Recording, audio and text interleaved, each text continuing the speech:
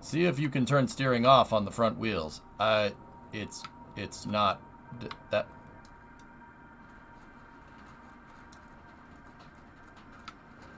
You feeling all right? It's differential drive, dude. These wheels actually don't steer. But I need a way to steer the vehicle also at the same time.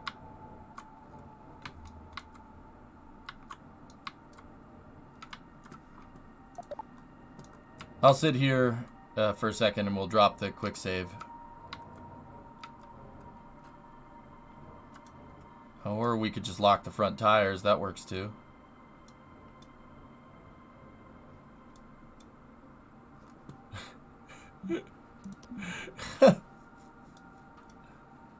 Why aren't the flats flat anymore? They're full of bumps.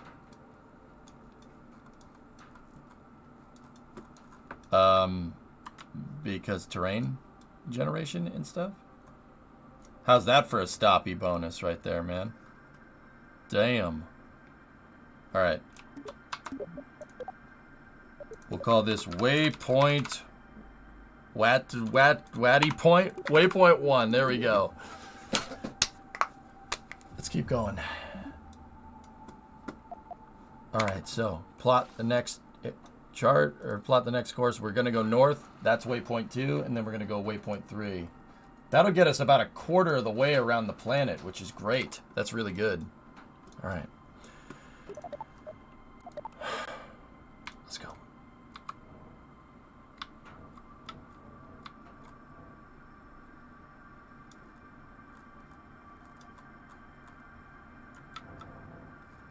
She's saving the air though. No, she's saving on the ground.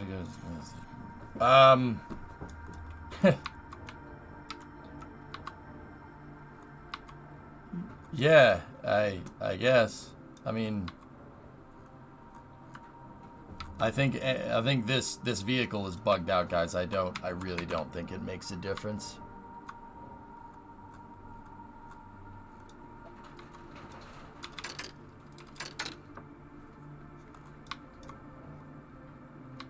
Big rut. Big rut. Slow down.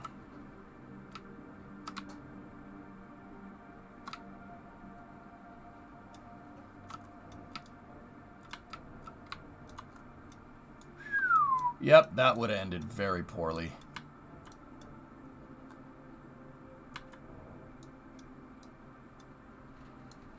Don't high center. We're good.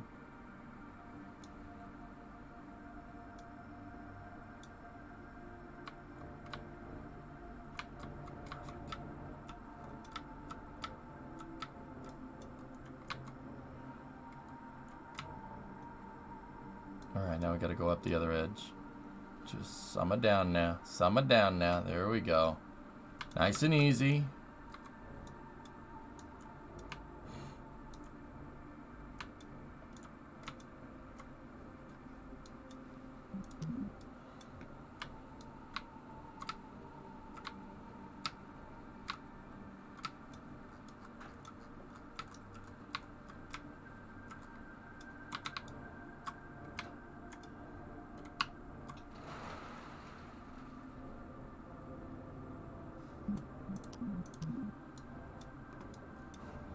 Yeah, Steam, it's got to go back to Kerbal as well.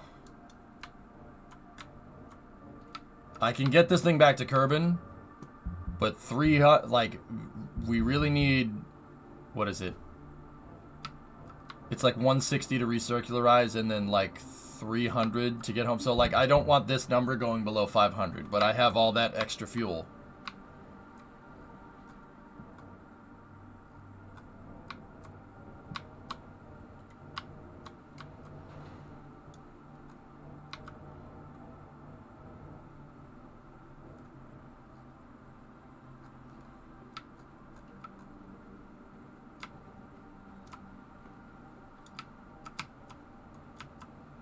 With this, I could do a much more dialed-in ascent, and I could probably get it back to KSC. If we go below 1,000, then that's... It's going to get a little bit harder to do. really don't want to use the fuel, so I'm trying to, and like loading quick saves breaks this completely. It doesn't seem to matter if it's in the air or not. It's like, I think it had something to do with planting the flag, but I have no idea. That's why I didn't plant a flag this time. So we'll see. We gotta change course. 315. Actually, 315 will get us where we need.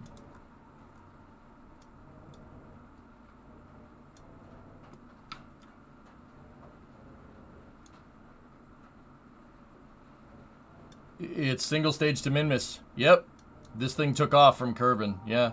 No staging.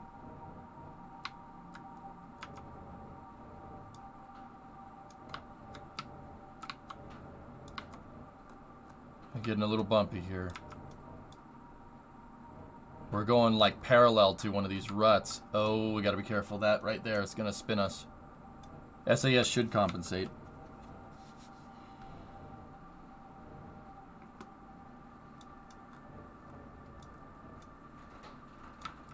Come on, baby. There we go. Alright. Now we got pretty flat till we get to that next rut, so.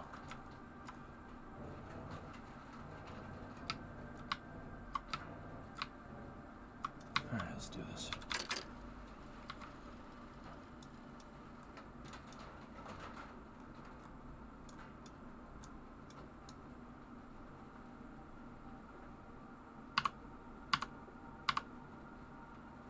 Just gotta turn right here.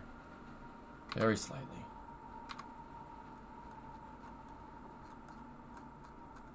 Oh, there was a little rut right there, but it wasn't that big of a deal.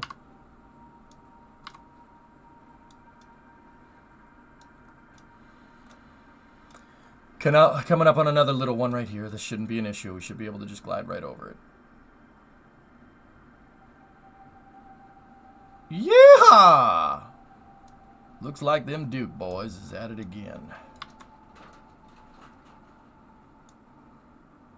I mean, whoever was going on about steering, dude, you might be right. I'm just kind of letting it do its thing. It kind of just likes to stabilize out. If I input steering when we're just on one wheel, then it's going to really screw up, right? All right, slow it down.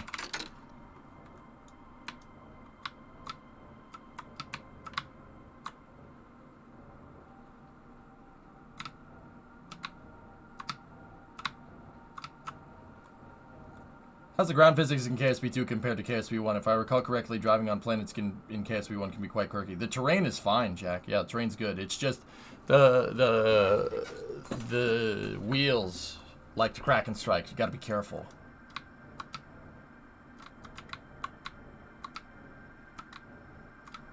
Yeah, see, going over that at speed would have ended very poorly. Yeah, see, the mint ice cream is just under a layer of chocolate syrup.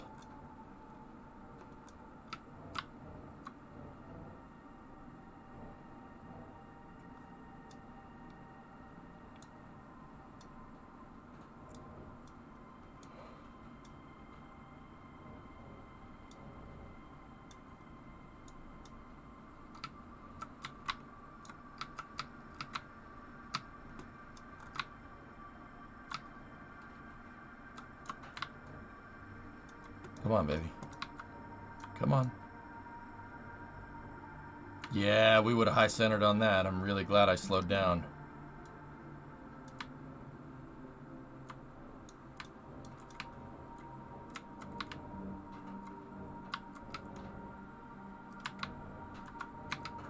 Okay, onwards.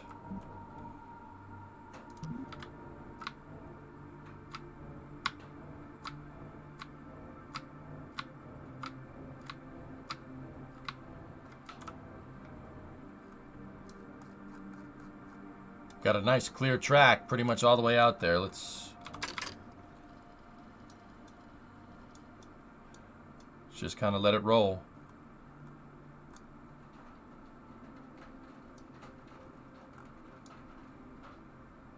Just keep an eye out for ruts.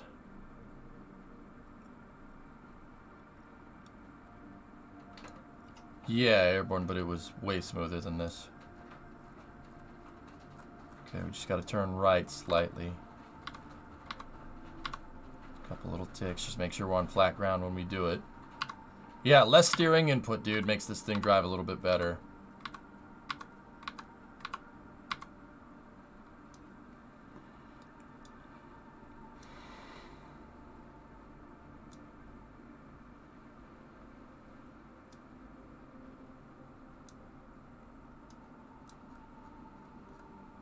Ooh, okay.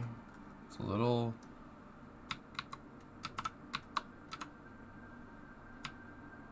Slow it down.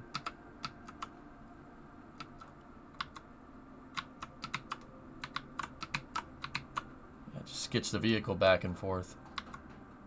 5 meters a second, you're just good over this. That's okay.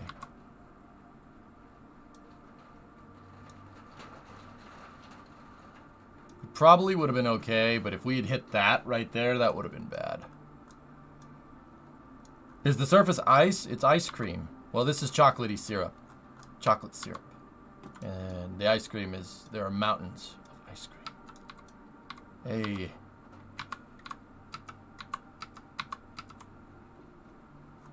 Alright. We gotta turn right a little ways. So you're starting to get the hang of this, dudes. Yeah, I'll drive all the way around, dude. Let's do it. We started right there, so we've already gone a good ways. Just trying to stay on the flats.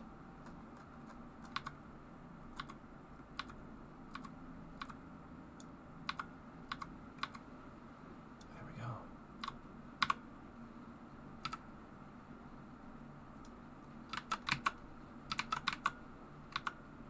go. Oop.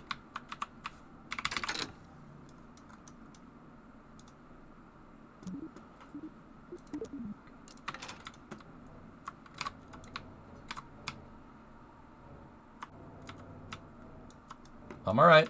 It's fine.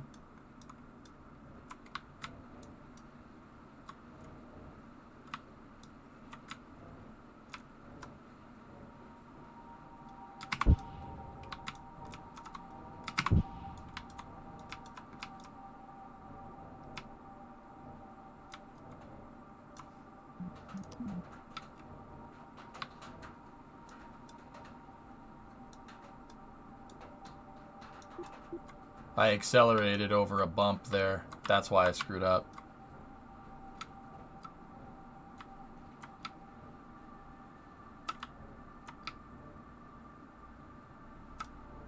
Okay, we're good. Onward. Deadline for this challenge route is Thursday.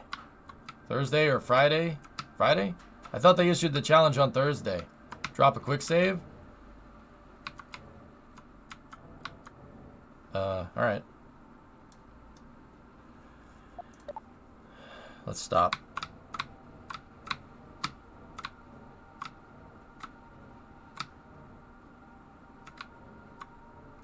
Not that I think the quick saves are going to do me any good. I'm pretty sure reloading one is going to break the wheels. But,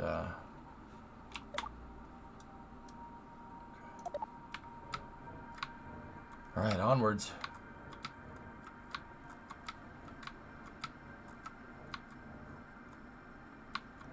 What happened to pausing when you save? I figured out it doesn't really make a difference. Doesn't make a difference, Wheat.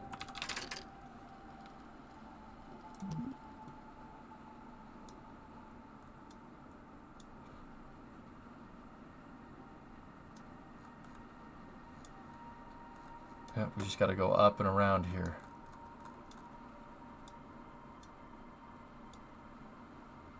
Yeah, Krynan, placebo quick saves, indeed. Yeah, whenever I reload, my wheel collider is just gone for some reason. There's a little rut right here. Should be fine.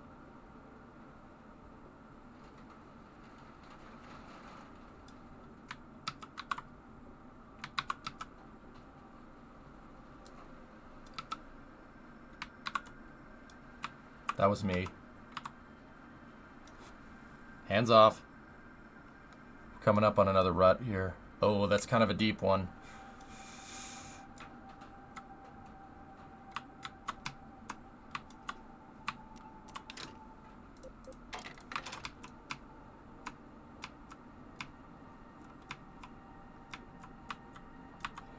We're fine. We're fine.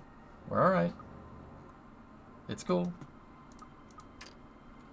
We're just going this way now. We needed to go this way anyway.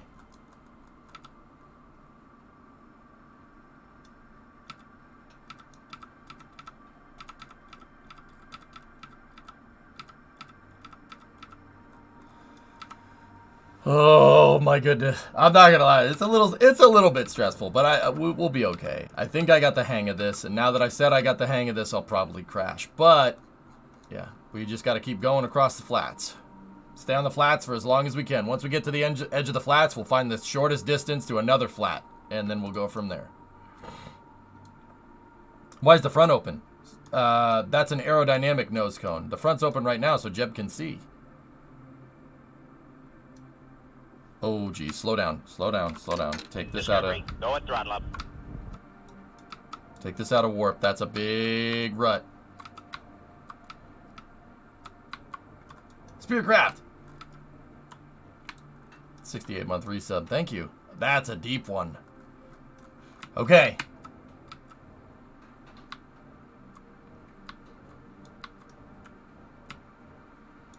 Alright, let's go. Let's just go over this slowly. Go around.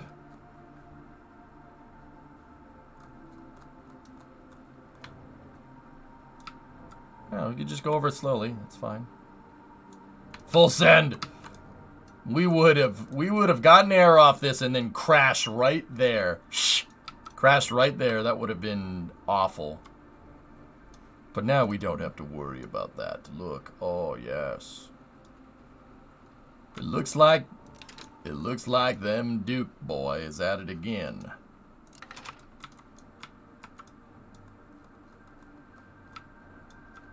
Them Duke boys. There's no two. It's just Jeb. There's no Bo and Luke. It's just Jeb.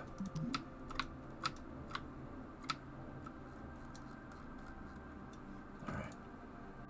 Let's. This way looks flat enough, but we got to be careful once we get onto the gray. There's more flat on the other side.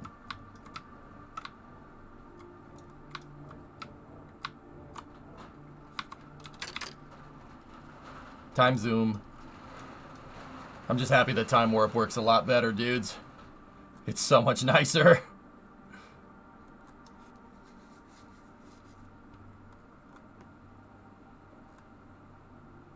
Mods for KSP? I have no idea. I'm not keeping track of the mod scene just yet. And even if I was, I'm still probably not the right guy to ask for that. Alright, slow it down. We're getting to a little treacherous terrain. There are mods, dude, but I don't know if there's any mods for landing legs or whatever.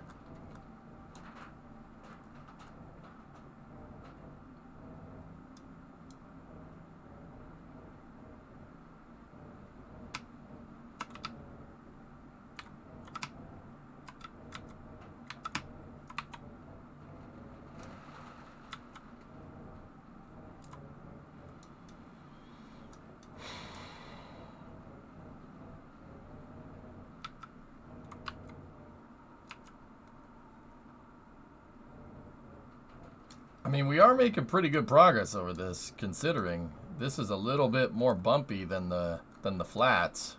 But yeah, does look good though. We just got to be careful. I just got to kind of look out a little ways ahead. If there's a big change in the terrain, we got to look out for it. Collision was disabled on the last KSP2 build. Yeah, that's right, Alex. Yeah. What do you think of the new UI? I like the new UI. I like this. This is super useful.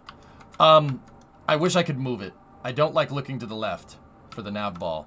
I like having the nav ball right here. In fact, I always end up looking here.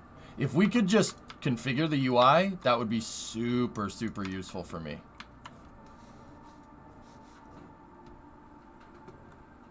I like the center nav ball. Move the time clock up here. SAS controls, probably like right here. Kerbal portrait down here. The app bar can go up there. If I could just configure this like KSP1, dude, we'd be set. I really like this nav ball. I love all the information right here. Most of the information is right there.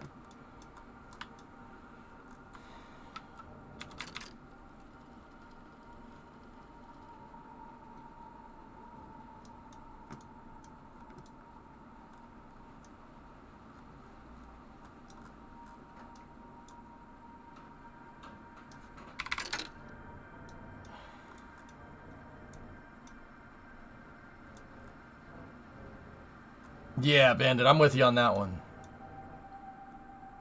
Yeah, absolutely.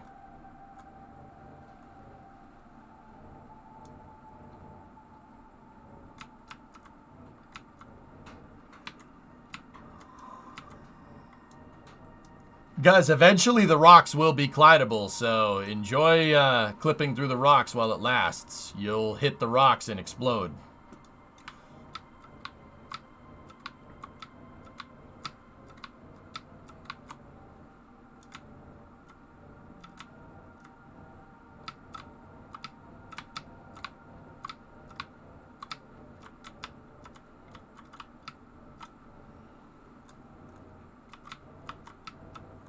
They add any water-based parts for KSP? They added a dock, Spartans. You can drop stuff right into the water if you want.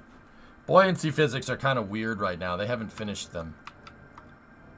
It's work in progress, just like most things.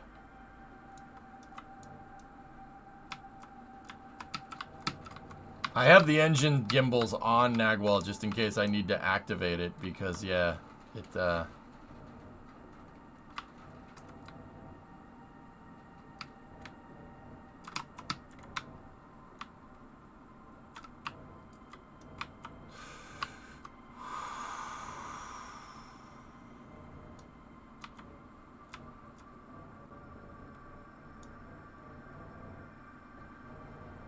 Dude, I want to make ships. Making ships would be sweet.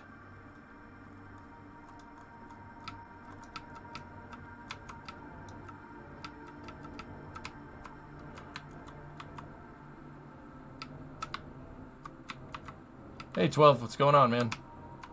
We're pretty much at waypoint 2, so I'm going to stop here.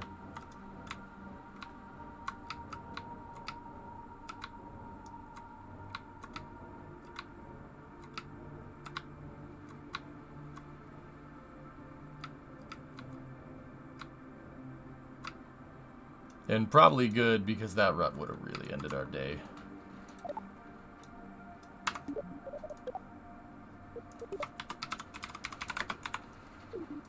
Okay, plot the next point.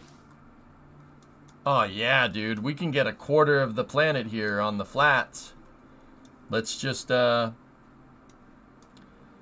down here. See where it takes us. Nice. Well, that's cool, man. That's awesome. How far have you gotten? Oh, I started this attempt 3.14 right there. So, yeah, this will get us about a quarter, a little under a quarter away. Actually, maybe more like a fifth of, yeah, I don't know. We started right here. And, yeah, it's almost a quarter of the way. It's close.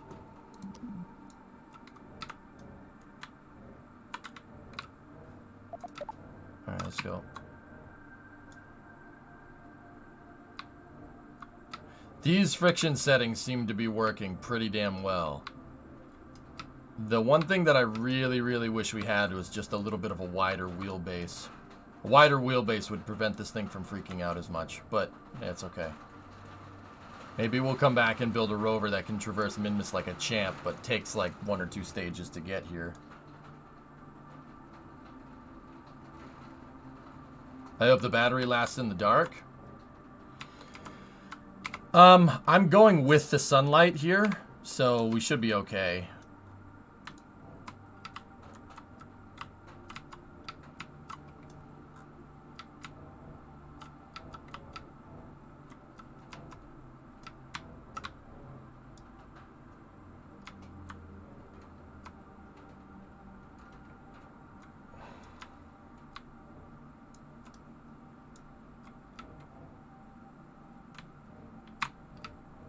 The rover wheels are, Ender? Are giving me forward momentum?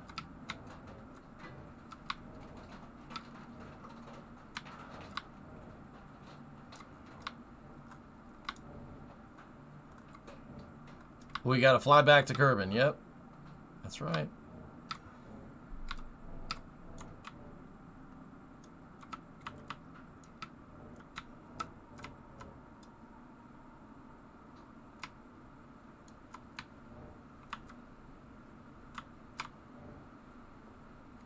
I don't know why the thing is being so picky right now.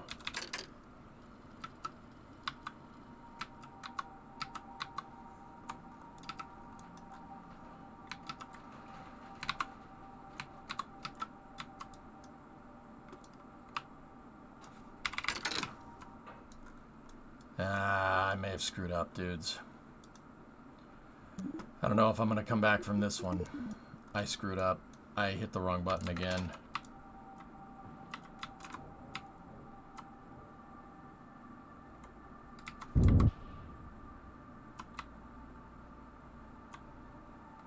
Lost the nose cone, lost...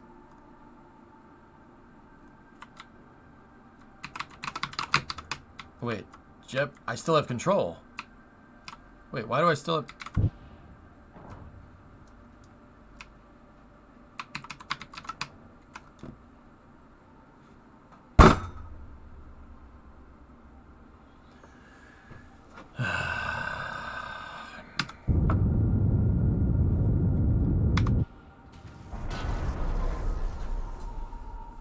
Well, let's see, it's just gonna load up my stupid broken rover wheels, dude. I hit the wrong button again.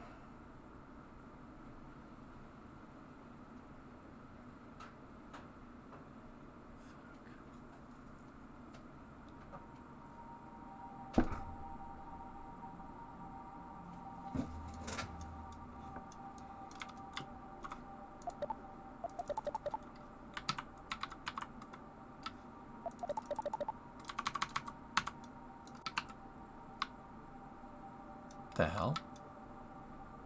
My front wheels are fine.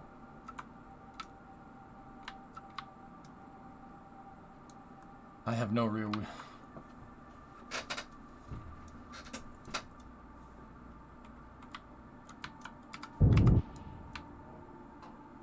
Front wheels are okay.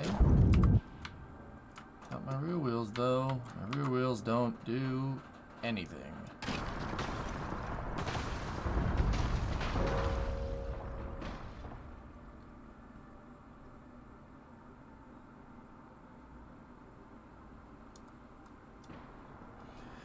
This is a hard challenge, dudes.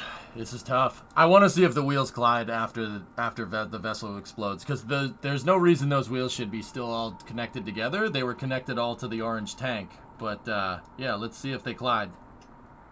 Okay.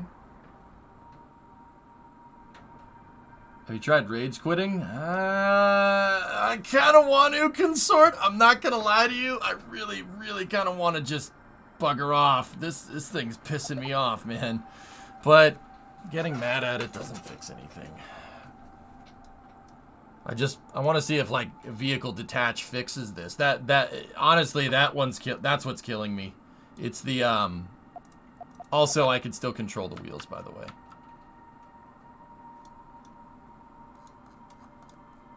Is Jeb still alive? Oh yeah, he is. Look at that.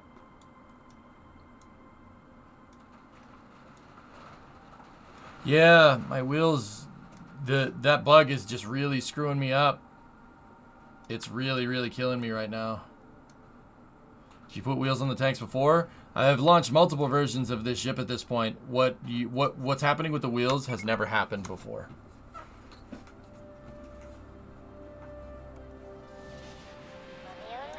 See, this time though, my front wheels are working correctly, but my rear wheels aren't.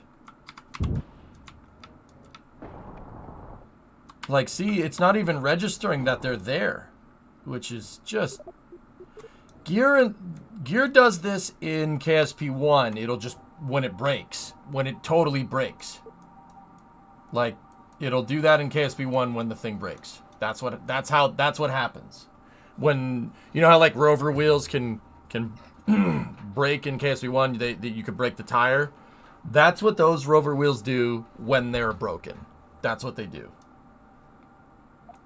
I think we gotta wait until Thursday to continue this mission. In a week and a half, the challenge will close, so you still have time.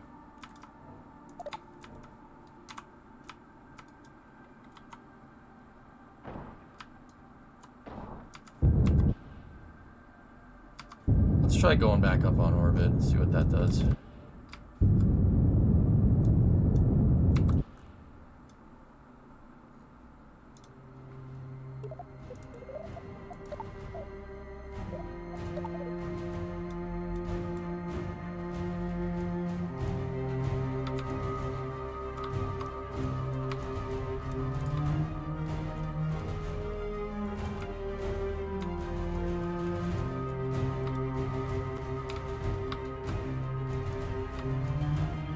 I mean, guys, I'm patient. I'd sit here and just do this over and over again until we, you know, get a good quick save. You know, like, I don't mind doing it that way.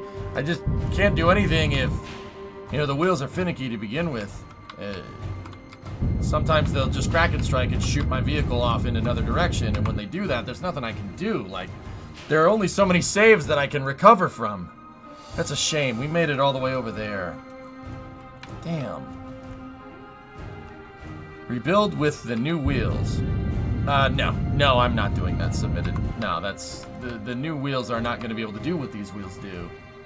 And what's to say that that won't happen to those wheels as well? There's nothing to say that that isn't a thing.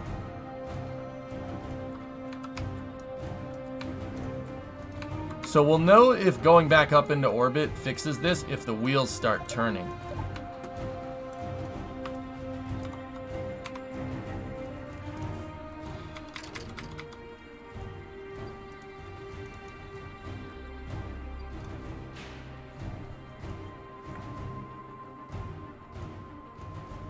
No, Jacob, we got plenty of time, dude. Time isn't my thing, dude. It's, you know, if I mean, I could sit here and drive across the entire surface at 10 meters a second. We could do that all day. I could do it. We could drive all the way around. I'm just trying to do it quick because we don't have time, right? Like, all right. Now my back wheels push the vehicle around. Are they fixed? Let's see. Undo the brakes.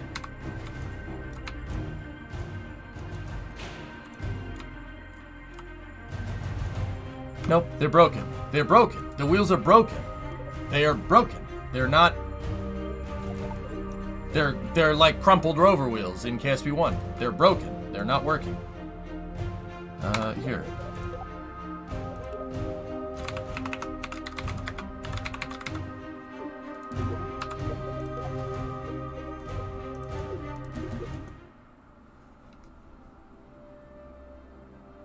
Yeah, exactly, Max. Yeah. All right, let's see if reloading fixed it. Ready? Let's watch the rear wheels, see if they start spinning. Nope.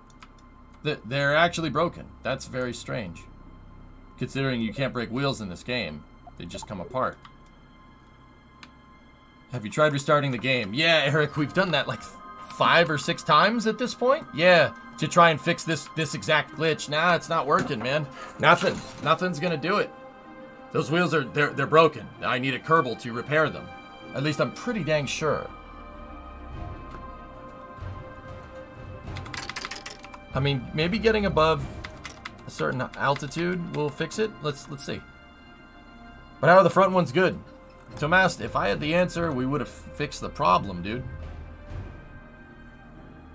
MINMUS is looking at us. Don't look. Don't make eye contact, chat. Don't make eye contact. Try to EVA your Kerbal and fix them. Yeah, Hayes, I'll be honest with you, man. I'm kind of running out of patience. Kind of running out of patience over the last couple of days with this dude. With this challenge, not with the game. I mean, it is what it is with the game.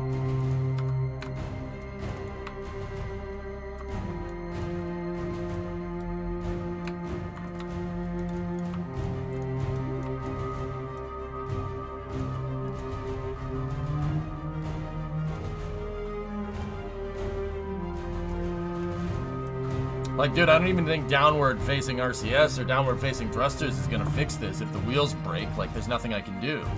I mean, yeah, with the downward-facing thrusters, it's supposed to be less likely, but...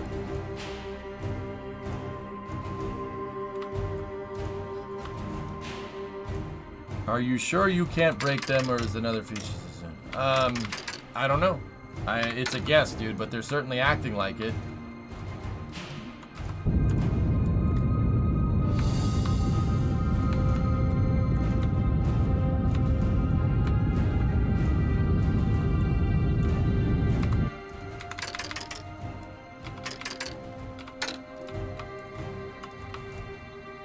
See what I mean? Yeah, the wheels.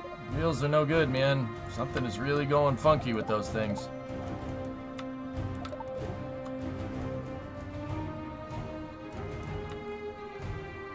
Is there an error in the log? I don't know. Yeah, Ender.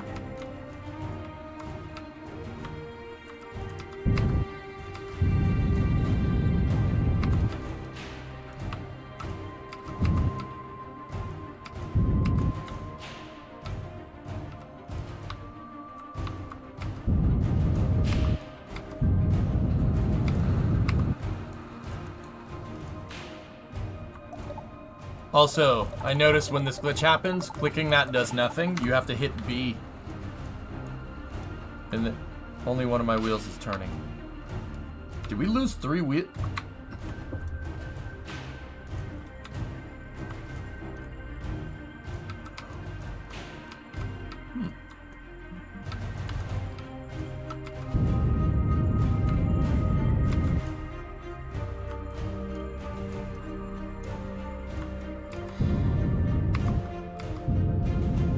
That's not how orbital works, game.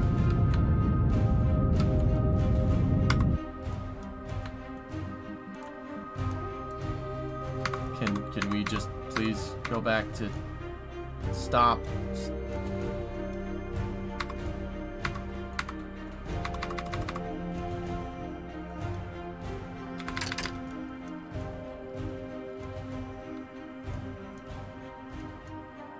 Yeah, Wacky, we're way past trying to complete this mission. There's nothing I can do. The wheels don't work.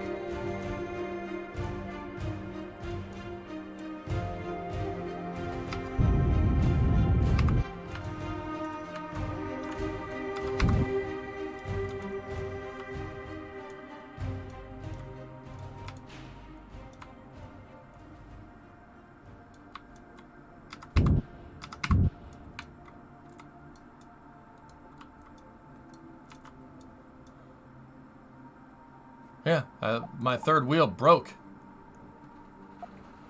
Yeah, that's broken. All of them are broken. They are straight up broke. We're not gonna be able to take this type of a drop. Oh, we did. Neat. Yeah. Do you really only have 423 Delta V left? Yeah, of course. I just put this thing up into orbit and then deorbit it again.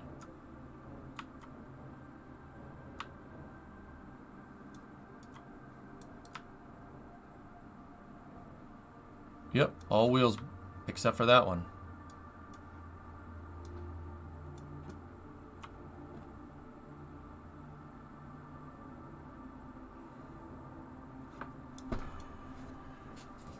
Guys, there's nothing I can do if the wheels break. I mean, we could try to get Jeb to repair them. I doubt that's going to do anything. I don't even think that repair mechanic is in the game yet.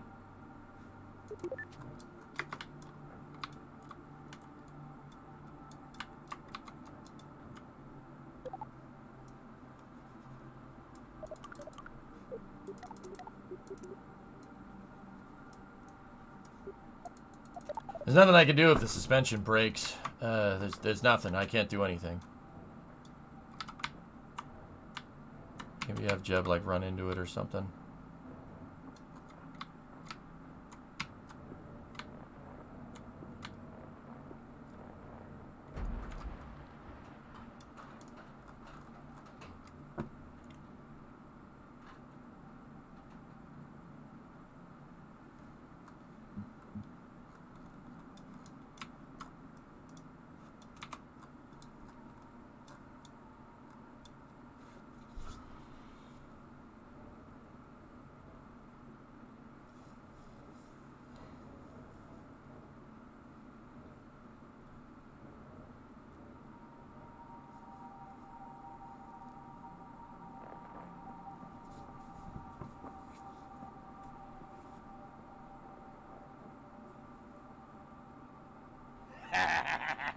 Everything's normal. No, everything's going fine. Everything is fine.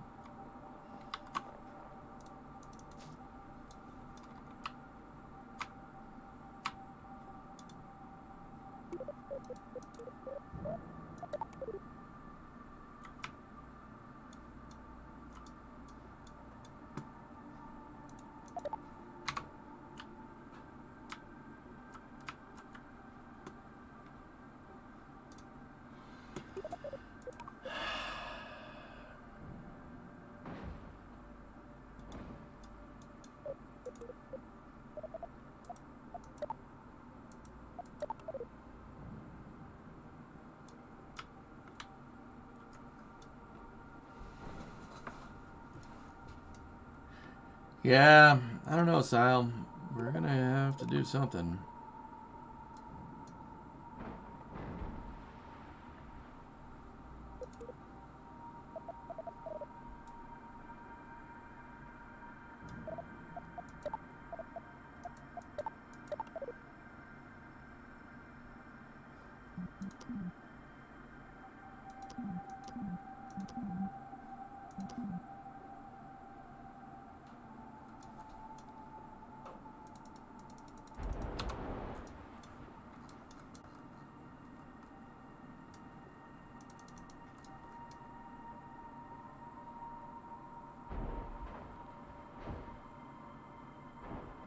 So, I haven't touched the controls until I closed the hatch a second ago.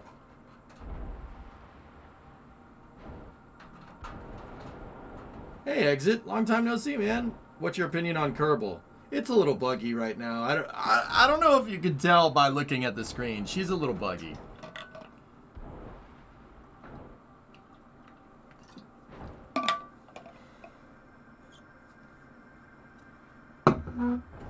I think the SAS is gimbal locked for some reason, and the SAS is stuck trying to correct. If you look, my rates are all maxed: max roll, max pitch, max yaw. I don't know why the SAS would lock like that, and I can't switch back to Jeb to go over there and fix it. So yeah, it's pretty. I can't. Oh, hey, all right.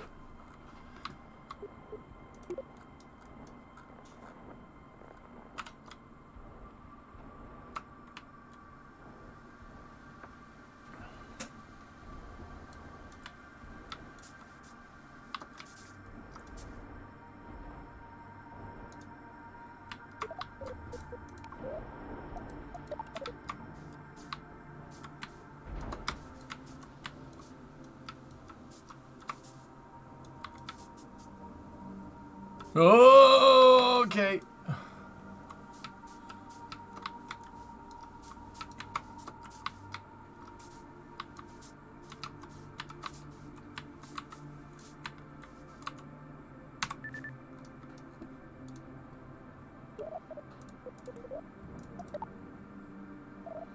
It's weird. When I stopped controlling the vehicle, or when I switched to Jeb, it stopped doing that, which, I mean, I don't know. I don't know, dudes. Hey, one of our wheels still works.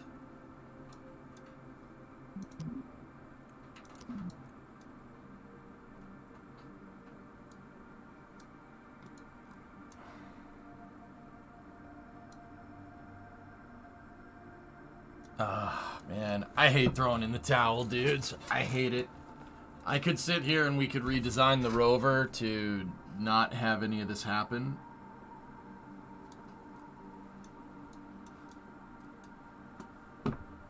But, yeah, I don't know. Let's see. So, we've completed primary, stretch, land on MINMUS, land on Moon, and back to Kerbal. This vehicle has the Delta V to do that. Jeb level, land on MINMUS, deploy Rover, drive all the way around, reboard spacecraft, fly back to Kerbal. Val level, all of the Jeb goals, but in a single craft. Yeah. Every single one of them, Anderson, is broken. Every single one, dude. Here, if I load up right when I started, vehicle just sinks into the ground. Restarting the game doesn't fix it. Switching vehicles doesn't fix it. And once the gear is broke, it's broken.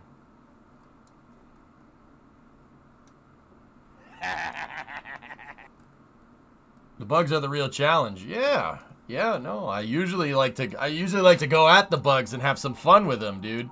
And don't get me wrong, I could probably redesign around this. We could. I could do it. We'd just have to do it in one shot. It would have to be in one shot. You wouldn't be able to quick load. I got pretty far a second ago, but we'd have to make a vehicle that is like absolutely foolproof. Like this vehicle, its wheelbase it's not wide enough. You know, we'd need to make a chassis that's just absolutely impenetrable. Like, basically like what I had before.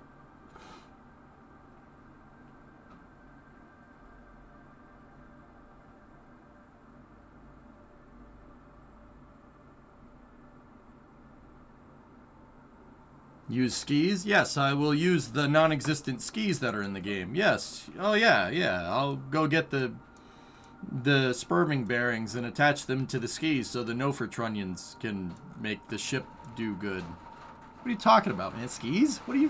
What? What do you mean? Girded? Oh, you guys want to try to do that? I'm not doing that. You guys can do that on your MINMUS challenge. You're going to be skiing along, and you're going to go into a gap, and the I-beam is going to dig in, and you're just going to end up flipping. You guys can go do that with your MINMUS challenge vehicle. Damn. Yeah, the only real solution is to do this in one shot.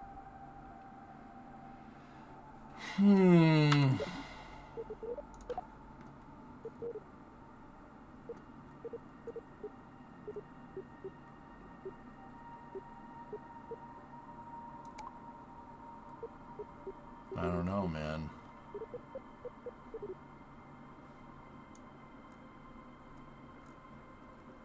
Hamster ball? Yeah, that might do it. But that's just gonna bounce around, and then eventually you're gonna be spinning too fast that whatever collision detection you have is just gonna exceed the impact tolerance of the part.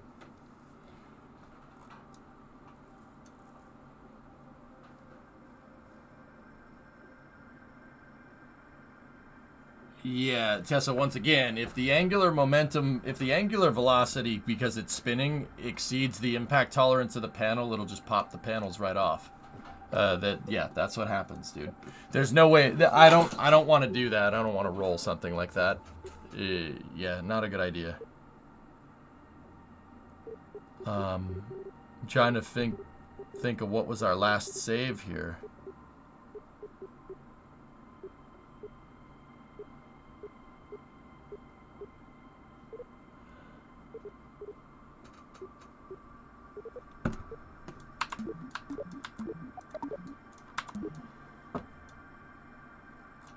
Would you be willing to try Jeb level? No, not really. Because Jeb level's just gonna do the same thing, Aqualex. What? It's just gonna do the same thing, dudes. You would just if we reload and we break it, it's what's the point? There's no point in doing that. You might as well go for the whole shebang, dude.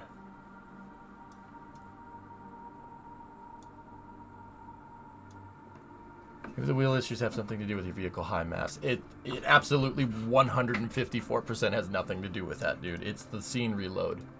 It's the scene reload. I'll bet you it's the same bug that's causing phantom forces in low orbit around MINMUS, and the same bug that when you come out of time warp, it flips the vehicle end over end. Because we broke a wheel. We broke a wheel. Did you see that? When we did that bounce around time warp thing, we had two wheels that were good, and then we flew up into space, came out of time warp, the thing flipped around, and it broke the last wheel.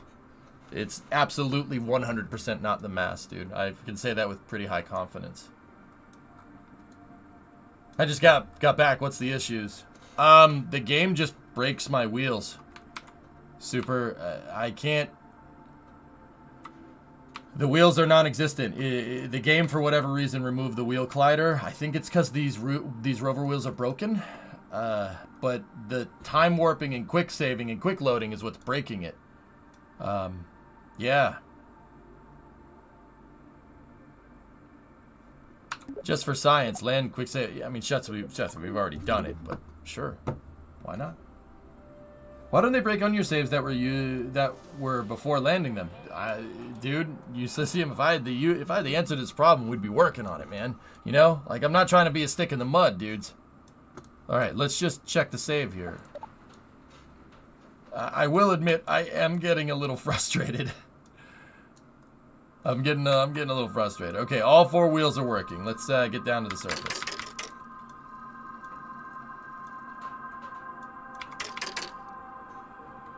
See? Whatever that is, dude, is whatever that. I didn't do that. It just decided to shoot my vehicle off in a different direction. Whatever's doing that is what's causing this bug. I'm pretty damn confident.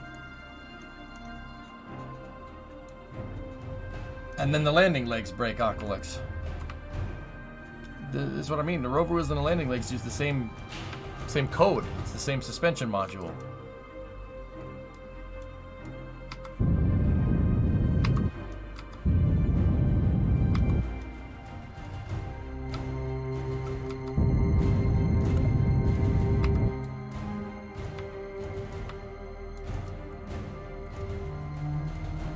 Is this an issue that the devs are aware of? Not sure. I'll report it.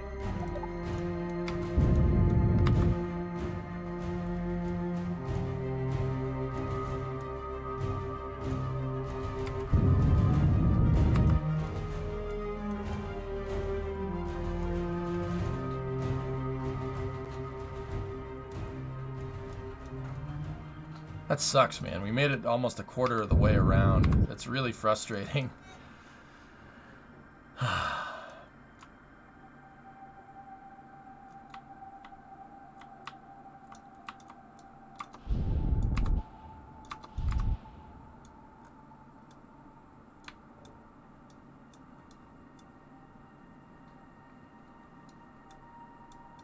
No? No what? No, you're not... I said I'm not sure if they know or not. Not I don't think they know.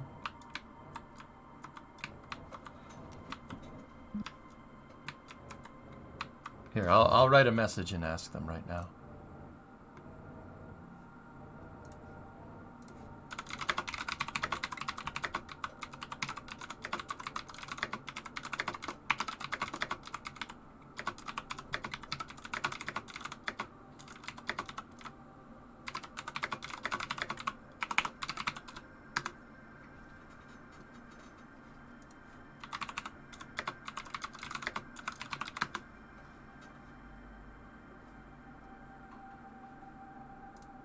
Alright, I shut off a message, dude. We'll see, we'll see.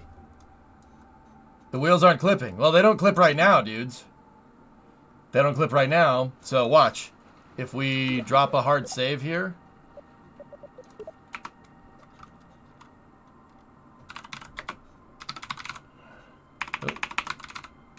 Landfing? Alright, there we go. Alright, so check this out. Now let's load. Test landing 1. Watch.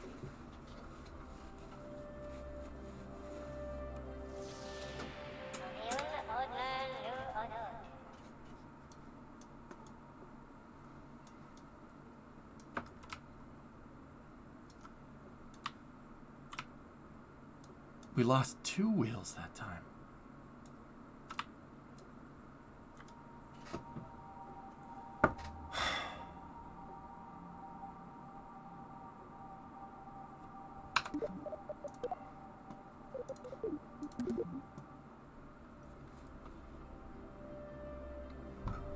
I keep telling you, try to save when the wheels aren't on the ground. How am I supposed to do that one, Ciantic? Please. Let me know. Like, how am I supposed to save when the wheels aren't on the ground? I don't understand.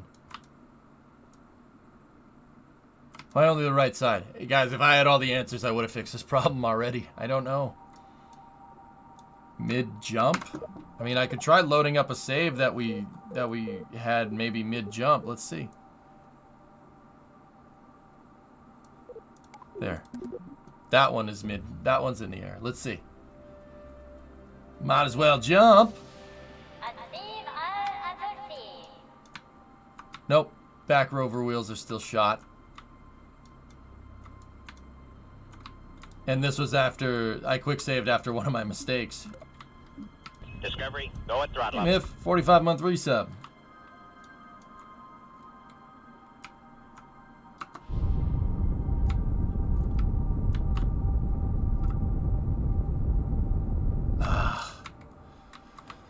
I hate throwing in the towel, man. I just don't know if I can figure out a way around this glitch. The only other way to do it would be to try it and do it without quick saving. Yeah.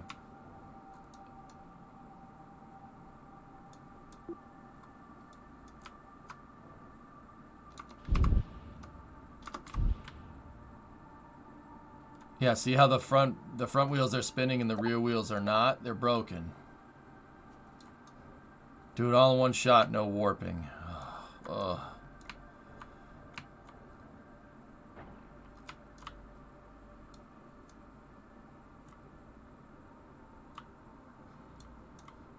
And it sucks. It sucks, Tessa, because I know this vehicle can do it. It can do it. Here's an interesting observation. I have a similar rover on MINMUS right now, using the same wheels, and I can save load all day without them breaking.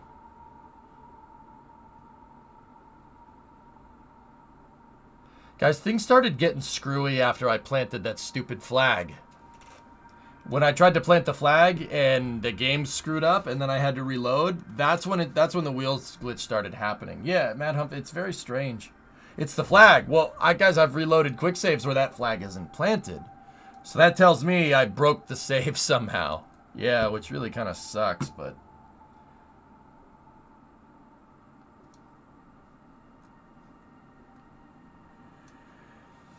Yeah, that's why, I mean, I don't mean to be a jerk. That's why I'm shooting down everybody's ideas, because it's isolated to the save. And thanks for telling me, Mad Hump. Yeah, and I appreciate the bits, dude. Yeah.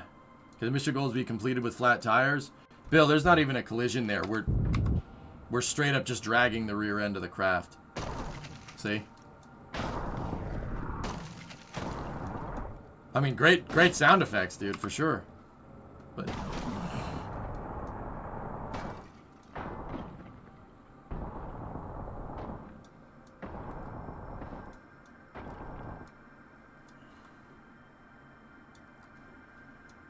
yeah, of course, that would be the way to troubleshoot it, but guys, yeah, believe it or not, I lost my patience for the day. I'm like, I don't really feel like working on this right now. Of course, that would be the way to do it. I just, yeah, not really feeling it. Not really feeling it, dude. Kraken wins this round.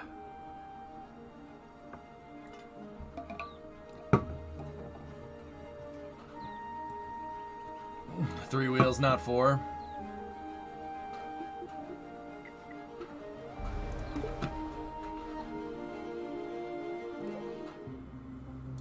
It's a tough one, Pop. I'm sure someone's done it, and you know what? Like, it sucks because this vehicle can do it. This one can do it. We could definitely do it. But yeah, it's just I can't do it if the game breaks. Ad time? Nah, I don't feel like running ads right now. I shouldn't be rewarded for failure, Gene. That's yeah, no. No.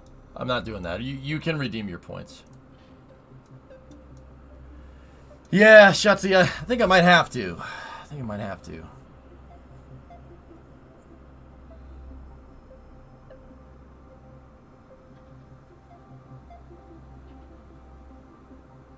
You didn't fail. Yeah, we failed today. I failed because I lost my patience. I'm like, I don't feel like working on this right now, dude. Sometimes that happens. There was the important part of the learning process, though. Oh, indeed. I'm not saying it's a bad thing. I'm saying the Kraken won today. I don't know how to fix that glitch. Last, please. Yeah, Chief, let's just type it again, dude. I'm not doing C last anymore. I officially stopped.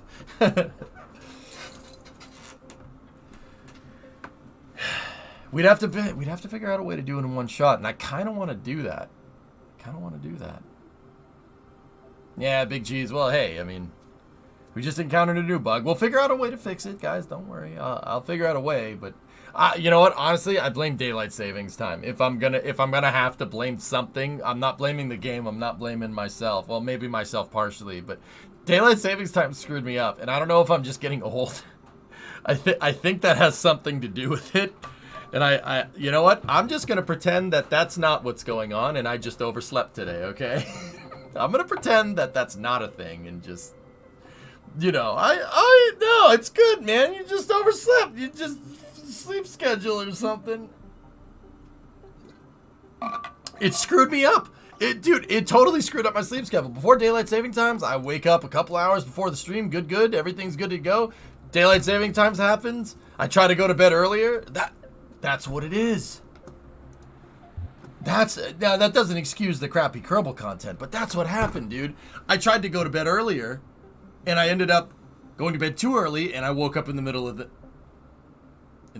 night and didn't go back to bed.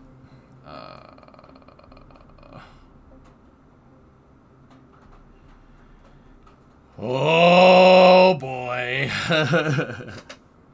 Oh, yeah, likes? Okay, cool. Yeah. Buh. I was up to like 5 in the morning last night. I couldn't go to sleep. The same craft alternative wheels. Cats, I'm not sure it's gonna make any difference, dude. What we really need to do is just find a way to do this in one shot. I need to make a vehicle that yeah, Jacob, it is what it is, dude. Yeah, you guys don't need to hear about my problems. It's no problem, dude. I mean, it is a problem for me because I'm a little pissed at the game right now, but I am trying 154% to not be a jerk about it. But internally, like, look at my face. Internally, I'm like, you know, I'm like, oh, you game, you know. But your problems are very entertaining. Yeah. Ugh. Just hit the pillow. See how you feel. There's your freaking pillow. Nah, yeah. Here, hold on. Let me open up the door. Get some air in here. Yeah. Ugh. Insomnia? DST screwed me up, cats, because I tried to go to bed too early. That's really what it is. It took me a second for my peanut brain to freaking figure that one out.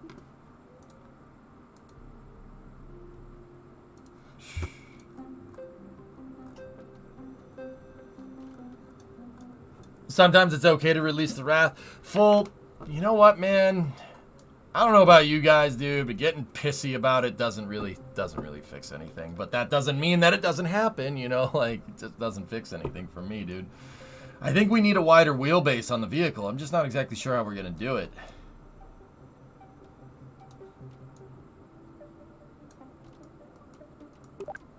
Yeah, I'm just not exactly sure. I mean, a wider wheelbase might be able to fix it, because when the landing gear does freak out, like if we go over a hill, a wider wheelbase will prevent the vehicle from flipping over. Yeah, Norath, I mean, we could, dude, I built a rover like that. Here, hold on. I built a rover in KSP1 that was like, it was impervious from flipping over. The thing wouldn't do it. Here, you know what? Let's just throw that together. We'll see where it takes us. So, yeah, give me a second. I'll build out the MMB chassis. I just needed to open and close the door. Sometimes it gets a little hot in here. You know, ever since I put that 3080 in the computer, ever since I put that in there, you know, it just don't need to have the heat as high.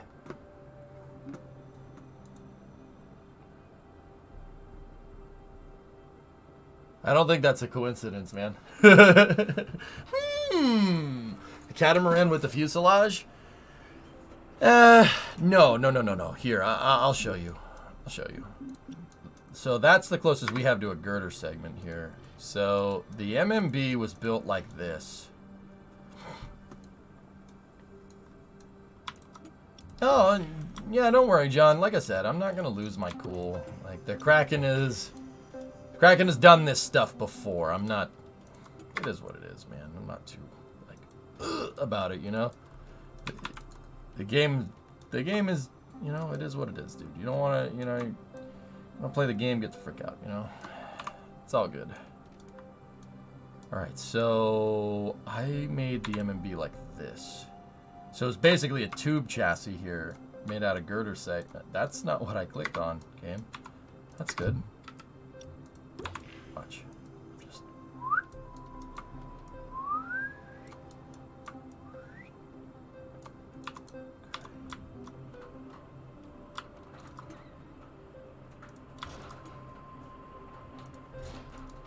Here, let's just build out one. Let's see what happens.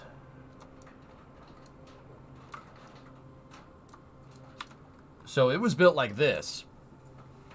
And then what I did here, actually, we can just get rid of that. So what I did after that was I took these things and I gave them a post like that. But I don't think these struts or these girder segments are the same size as the ones that are in KSP1. Yeah, I don't think those are the same size. Okay.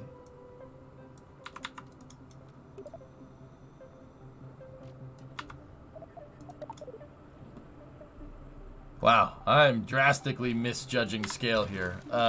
Here, let's try with this.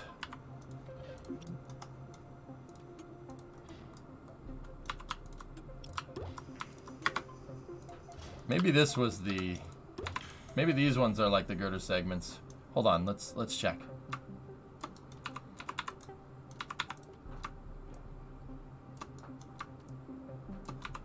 Now let me go into the rover wheels.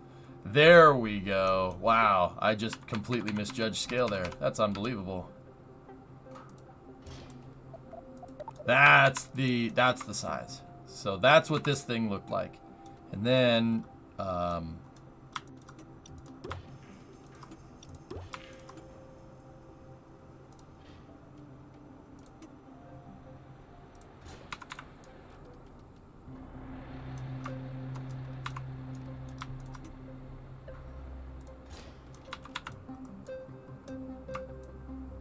so like I said, the thing was a gigantic freaking tube chassis. And how I set this up was like this.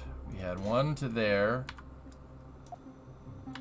One strut to there, one strut to there. And then another strut from here to there.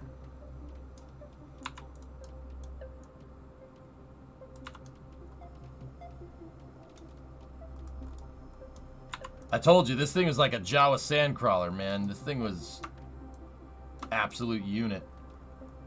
And dude, the only time I ever got it to break was when I crashed it into the surface going 150 meters a second because I misjudged a hop. The thing could hop around. It was actually a dual axis lander.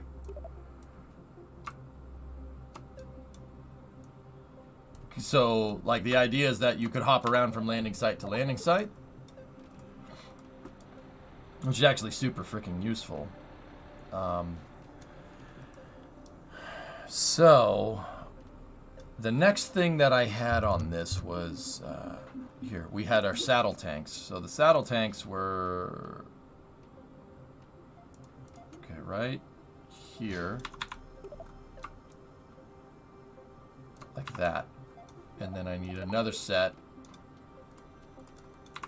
right here to right there. Let's go zoom in, see if we can, yeah, there we go. That's actually pretty damn lined up. All right, cool. I got rid of it because it's better if we make the tank first. So then we had these tanks like this, right? And then they were rotated out and then rotated up. And I had them in between the wheels, like that. Cool.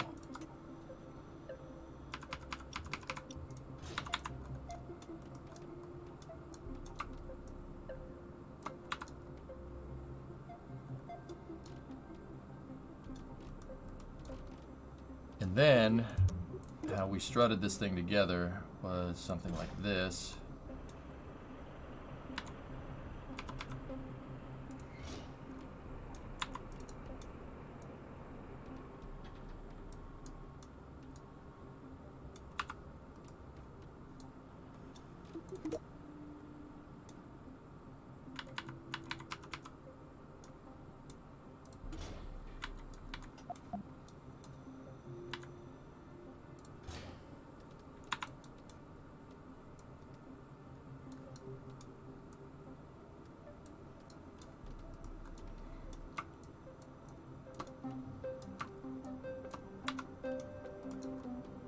Now, the fuel tank needed to be straddled, so, on these posts, so let's do that, and then go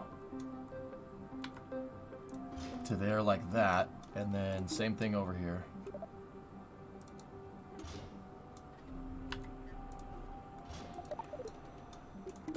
So I built this, like, this is a real old school way of building stuff in KSP, like pre-auto strut, which is basically where we're at right now. You gotta build everything pre-auto strut. You know, I forgot about the auto strut. Auto wash.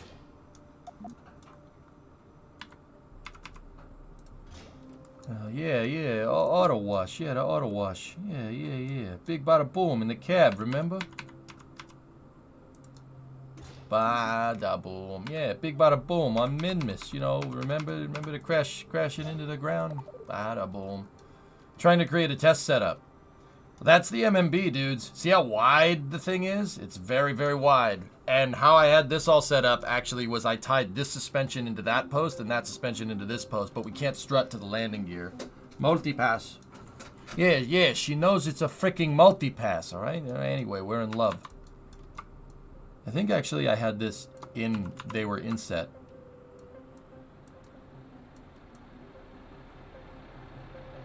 I think we did something like that. There we go. Yeah. And then the tanks.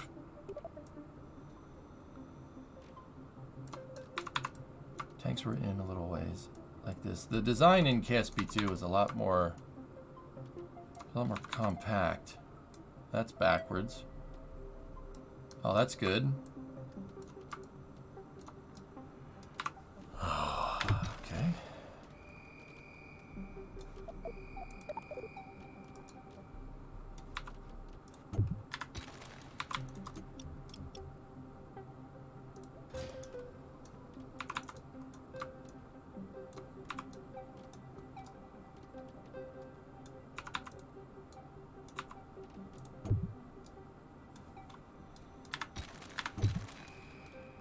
I gotta redo some of the struts back here. But that's the general gist of it right there. The thing is super freaking wide to make sure that nothing like this ever happened. The thing is that it's super difficult to launch the damn thing into space. So how I ended up having this set up, dudes, was I had poodle engines here on the sides. Like, this is the gist of the thing.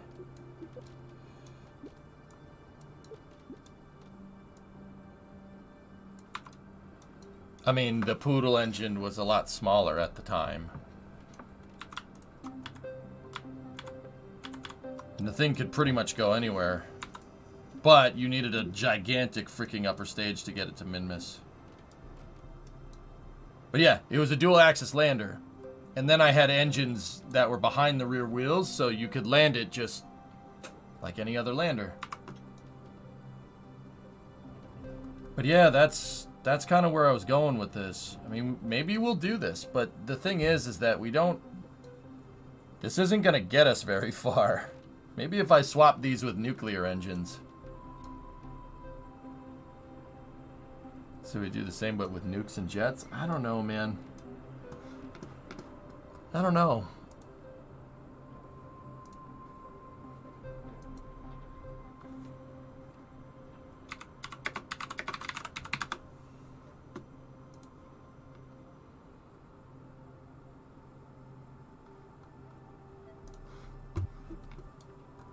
What about a trike? Reliant Robin. I think the wider wheelbase is just the way to do it. Big H2 tank on the top and swap the poodles for vectors. Oh, boy.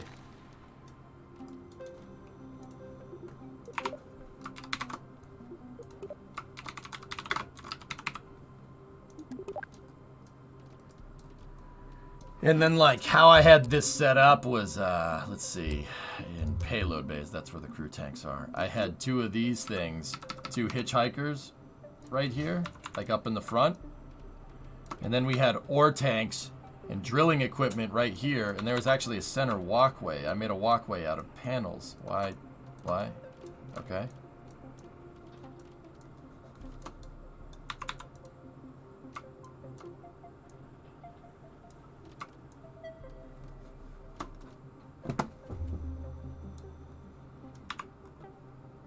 Why do you spin the struts 180 every time? I put struts together in a certain way so I know that I put them there. And they're not, the game isn't playing tricks on me.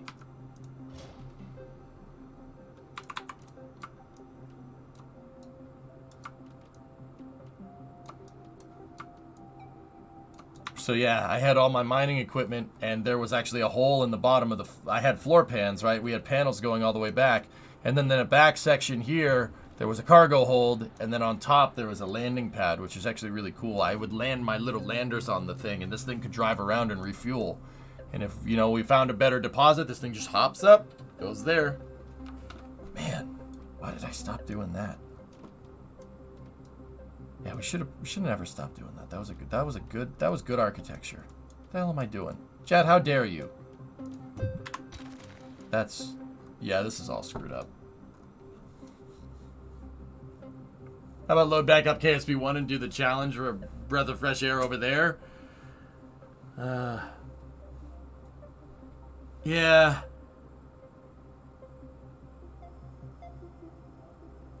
Fellas, if you don't mind, and don't get me wrong, I'm not usually one to do this, but if you don't mind, I might take the rest of the day and just get everything straightened out and reset my sleep schedule. Oh, wait, we have the launch. Oh, we have a launch. There's a SpaceX launch.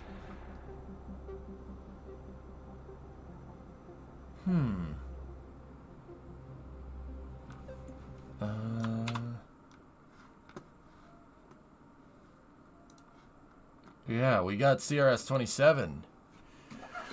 It's at 8:30, and it's... Oh, okay. I don't want to take a nap. No, I just kind of want to chill for a second.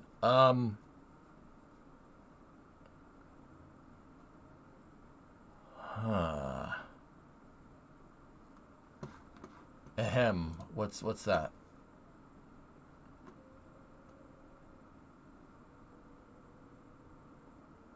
Cool.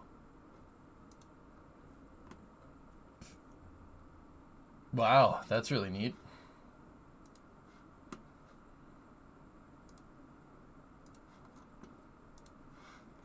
Go just chatting. Tessa, I think I'm just gonna go grab some food. I'll come back, we'll cover the SpaceX launch, and then we'll go. Yeah. I'll come back at like 7:30. Yeah. The game flustered me today, dudes, and it takes me a second to shake it off, you know? Yeah. Takes a second to kind of back into it. But I'll be back, and in greater numbers.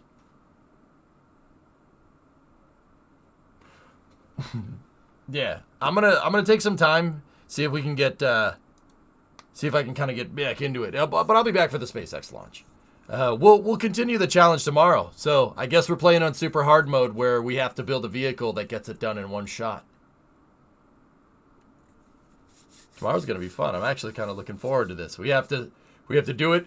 No save, no loading. Mission mode rules. Man, that's gonna be tough. That is going to be insanely difficult to do.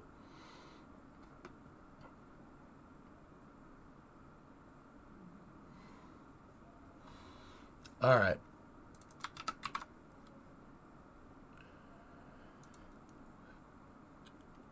Middle Ditch is streaming. He came in and gifted 20 subs today, dudes. So let's go see what he... Yeah, we're going to do a permadeath. We have to engineer a vehicle that will not flip over. I like this. I like this challenge. That vehicle that we made is good, and it could do the challenge. But let's take it to the next level. No saves. Because it breaks it. All right, so I will be back in probably about an hour.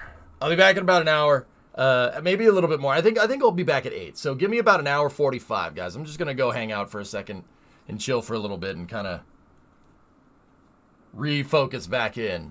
Because like I said, the game pissed me off today. I don't like it. I don't like losing to the Kraken, but sometimes that happens. So let's go raid Middle Ditch and let's see what's going on. And I'll be back here. The raid, of course, the raid command didn't work. That's good.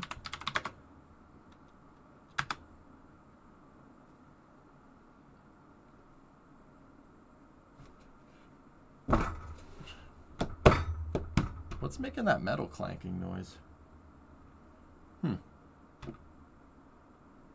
Well, the raid isn't working, so, you know, that's good, because never rains but it pours. It was also raining today, so that may have had something to do with it. The freaking Twitch Kraken, Calidor. Twitch got rid of the host command because they want everybody raiding, and then their freaking raid command doesn't work. Like, I don't know what to tell you. It just straight up doesn't work. All right, well, go over to Middle Ditch there. If you don't want to go over there, I'll see you in a couple hours, okay? New Hampshire's very wet, heavy snow. Dude, I've got nothing but rain down on the Cape, dude. Nothing but rain. And I'm really happy about that. But, yeah, all right, well, I want to go over there and see what's good. And, yeah, I'll talk to you guys. I'll be back at 8 for the SpaceX footage. Yeah, just some days the Kraken wins, dude. I'm throwing in the towel for the day. It's very rare, but it does happen. So I'll see you guys in a little bit. Thank you very much for watching. Sorry I couldn't get there. Sucks, man. Freaking Kraken, dude. Anyway, have a good night. I'll see you later. Yeah, well, I'll see you in an hour. 8 o'clock. Let's say 8 o'clock. Launch is at 8:30, so I'll see you then. Thanks for watching, everybody. Have a good night.